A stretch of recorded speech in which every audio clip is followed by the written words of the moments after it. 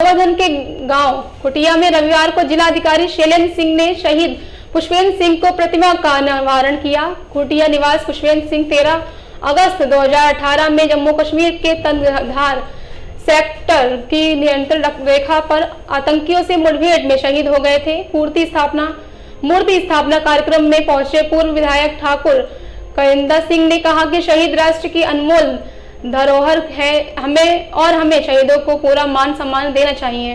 प्रमुख समाज सेवी प्रीतम सिंह ने कहा कि मथुरा जनपद में कुटेल पट्टी वीरों की खान है और यहाँ के कई सैनिक देश के सरहदों पर भारत माँ की सेवा में तैनात हैं। ग्राम प्रधान डॉक्टर रविंद्र सिंह ने कहा कि आर्मी में तैनात पुष्पेंद्र सिंह महान देशभक्त थे, जिन्होंने भारत माता की रक्षा करते हुए अपने प्राणों की बलि दे दी।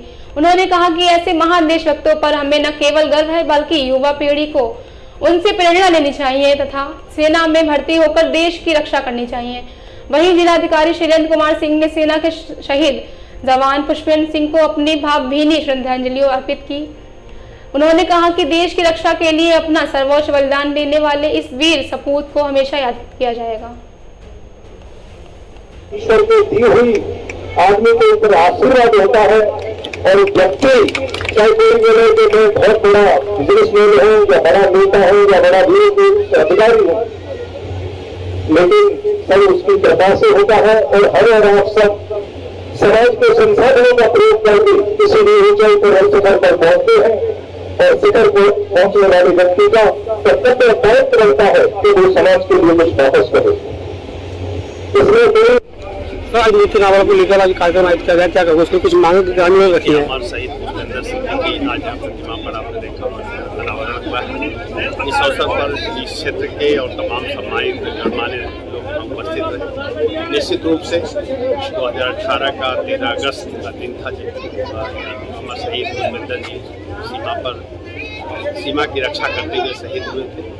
ये इस पूरे क्षेत्र के लिए फख्र की बात है, पूरे राष्ट्र के लिए फख्र की बात है कि ऐसे योद्धा ऐसे योद्धा हमारे देश में हैं। हम सभी लोग उसी कार्यक्रम में श्रद्धांजलि कार्यक्रम में आज हम उपस्थित हैं। मैं अमर शहीद पुष्पेंद्र जी को अपनी श्रद्धा सर ग्रामीण द्वारा कुछ मांग रखी गई है, जो मांगे रखी गई उस पर हम लोग निश्चित रूप से विचार करेंगे और हम लोगों का प्रयास होगा कि उन मांग आज मूर्ति अनावरण हुआ है, भाई पुष्पेंद्र सिंह सुनकर क्या कहोगे? मैं उनके चरणों में पुष्पांजलि अर्पित करता हूँ और श्रद्धांजलि देना चाहता हूँ। और जो आज उनका मूर्ति अनावरण हुआ है वो पहले ही हो जाना चाहिए था। उसके लिए शासन द्वारा जब मैं भी विधायक था उसमें भी क्योंकि किसी परिवार को हम उनसे वापस नहीं कर सकते हैं, उसमें हम क्या सहयोग कर सकते हैं, तो उस समय पे पहले भी इस परिवार के लिए मैंने अपने प्रयास से उपलब्ध कराई। जल्दी कभी किसी शहीद के लिए नहीं कराई गई होगी। उसके लिए जहाँ जितना भी हो सके ये लोग करे, मैंने अपना जितना प्रयास हो सकता किया।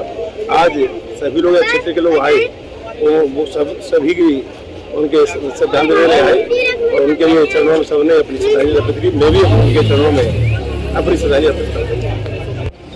सर क्या कहोगे आज इस अवसर को लेकर आए मूर्ति काफी दिनों के बाद सब घड़ी आई है, क्या कहोगे उसको? मैं इस शुभ घड़ी पे यही कहना चाहूँगी कि मुझे सबसे पहले तो गर्व है कि जम्मू कश्मीर के तंगधार सेक्टर में हुए शहीद मेरे पति पुष्पेंद्र सिंह जी की आज मूर्ति अनावरण हो गया है। फाइनली जिस चीज़ का मैं बहुत दिल से इस समाज की मैं शुक्रगुजार हूँ कि ये मूर्ति लगने दी उन्होंने। 6 साल बाद इस शुभ घड़ी का शुभ आरंभ हो गया है। मैं चाहती हूँ कि हमेशा बस जो ये चीज़ें हुई हैं, ये मैं खुल के कह रही हूँ, आप चाहे न्यूज़ में दिखा दीजिएगा, ये जो चीज़ें हुई हैं किसी भी आज तक समाधि स्थल पे नहीं किया गया है। क्योंकि समाधि स्थल पे शहीद का हर कोई दर्शन करते हुए रोड पे हो चाहे कहीं भी हो दर्शन करते हुए चाहे ये जो छुपा दी गई है, इससे क्या पता चल रहा है कि यह मूर्ति स्मारक है, ये एक घर की तरह ही दीवार लगा दी गई है। मैं सरकार से गुजारिश करूँगी कि इसको निकलवा दिया जाए ताकि आता जाता हर कोई इसके दर्शन करे।